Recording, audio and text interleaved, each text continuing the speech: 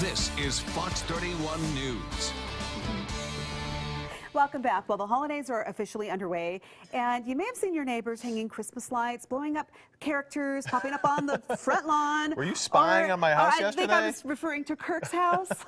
But if you're looking for a way to really personalize your Christmas decor, or even a nice gift, it kind of all starts here with a homemade wreath. And this one has nothing on it because we are going to decorate it. We're working on it. We're getting there. And that's the thing, is like you think of a wreath and you think of a Christmas wreath, but it doesn't have to be just Christmas. You can kind of work on the seasons. We've got Emily Matthews here. She's the manager over at Bella Cala Florist. Good to have you. Thank you for having me, guys. Thanks so much. Well, these are so many beautiful items, and what's striking me is this little purple right here. But before you get started, there are a few rules of thumb, right? Yes. Before you start. So when you are thinking about floral design or wreath design, you want to focus on a couple of different elements. One of the rules that we follow with floral design is the rule of threes. Okay. So the number 3 historically has been thought of to convey completeness or wholeness. So when we use different elements when we make our wreaths, we want to either group them in threes or use 3 of each type of element. So I could pick out 3 things on this table and begin? You could, absolutely. I could do...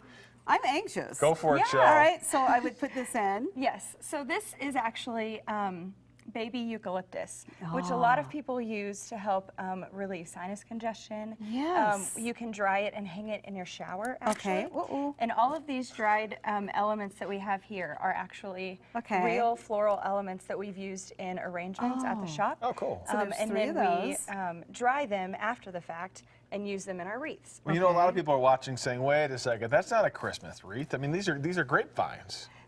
These are grapevine wreaths, actually, and this is what we use typically in the classes because they're really easy to work with.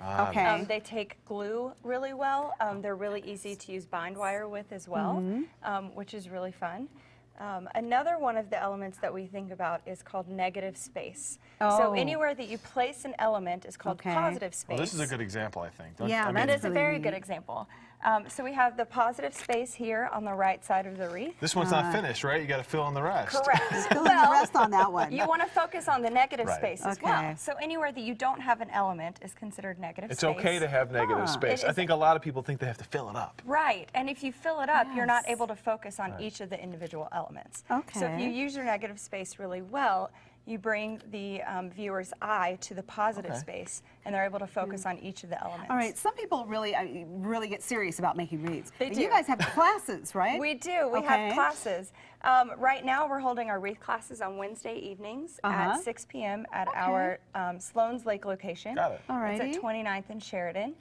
Wine and cheese are also included in the price of the class. Well, that makes it now easier. Everybody's there. It's great. It's a great date night. It's a great girls' night, guys' night, whatever you want to do. Great. And we will be hosting private classes as well. So if you're ever interested, look us up on our website, bellacala.com.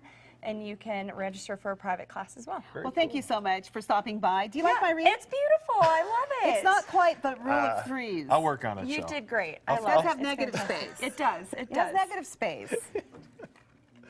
Uh-oh. Broke it.